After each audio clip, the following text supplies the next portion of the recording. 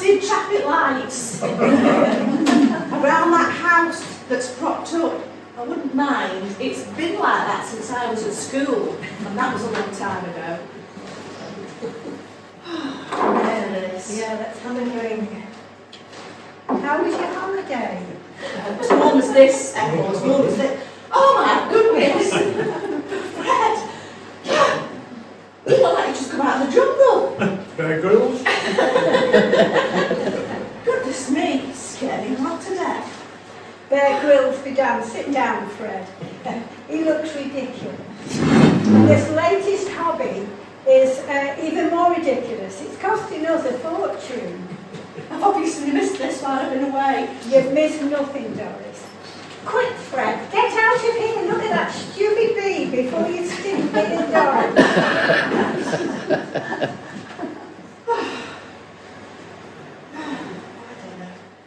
Right, so I saw you go out earlier. Where have you been? oh yeah, up to the top church, looking round the graveyard actually. There's some interesting graves, you know, going back to the 1700s. Oh, what prompted this? I've never known you to be interested in graves before. You don't even have one for your bird. He's still residing on your mantelpiece. Graveyards now visits something new. Well, it's the church's 800th anniversary, you know, and they've arranged lots of things to do over the summer. Perhaps we could go.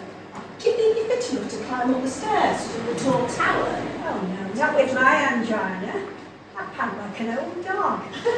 But Fred might join you. Yeah, Doris, yes. That's better. I'd be happy to take gigs at the tower, Doris. In fact, that reminds me of a little limerick. Is this a game of who dares to be first to climb up those stairs? Up the tower we'll trek, out of breath, oh heck. I won't up the tops from chairs. I didn't go to the top church when I was younger. My family are Methodists. In fact, one of my many great-grandfathers was the blacksmith of the Peak. There's a book about him. He was converted to Methodism by Sparrow Pit village people who John Wesley had converted when he preached in chapel in the 1700s. Oh, I never. I thought Methodists didn't drink. But you can drink with the best of them, Ethel. She certainly can. You wouldn't think Ethel used to collect the temperance money when she was a lass. Yeah, I did. Grandma was a big Methodist. You could only drink ginger wine at her house. Church 3 times on a Sunday, in your Sunday best. I can remember me and my brother being made to go to Sunday school. He always reckoned it was so that Mum and Dad could have sex while we were out of the way. Oh my word.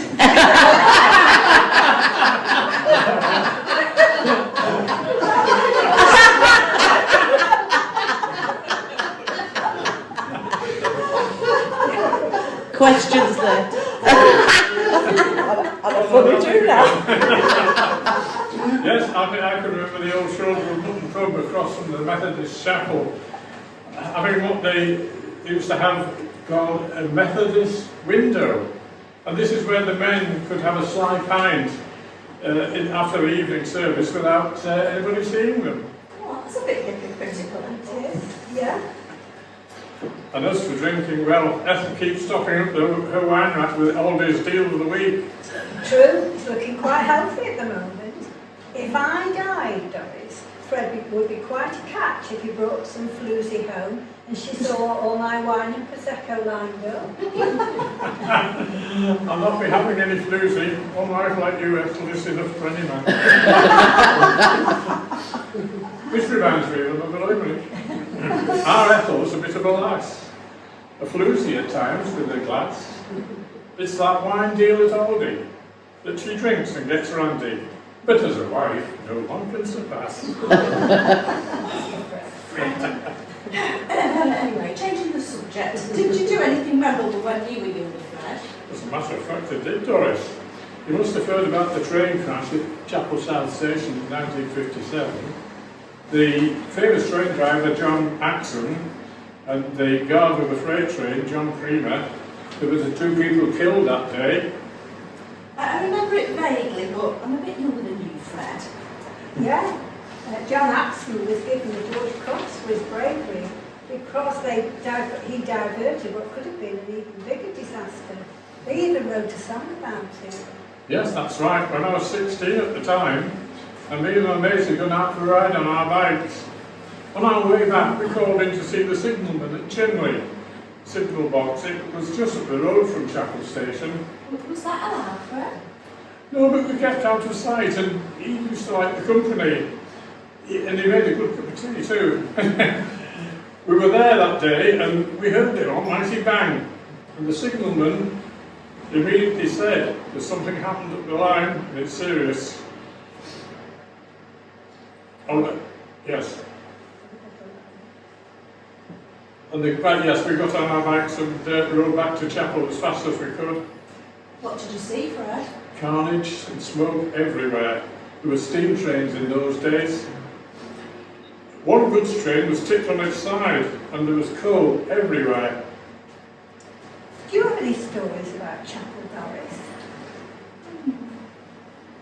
Oh, yes. Do you remember the Target Wall being demolished in 1991? It had been there since 1910, and it was used for rifle practice during both wars. After the war, it wasn't used, so we used to, as kids, play around there. And then there was a plan to demolish it, which the town council was opposing, as they wanted to have it listed. Yes, I do remember it. The chair of the council was due to be interviewed about his plan to save it on the North West TV programme. He'd carefully prepared what he was going to say. Yes, but the night before, somebody bulldozed it down.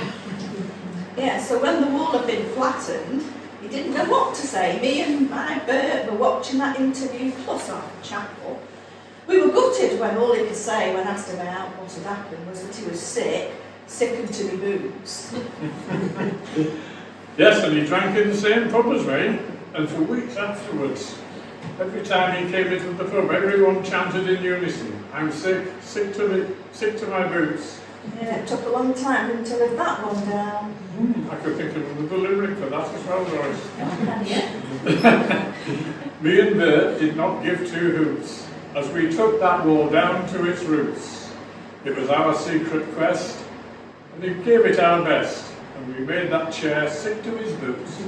Right, I can't spend all day reminiscing here about good old days. I'm off for a haircut. Do you know, Fred, your hair's never looked as good since George Casadenas used to cut it. Oh, my Bert. He used to go to George, cross the road, he'd be gone for hours. Came back with something for the weekend that George had slipped in. Hi, good old George. We put the world to rights. Here's to George. Yeah, indeed. In fact, here's to everyone, past and present, who made Chapel what it is. Cheers!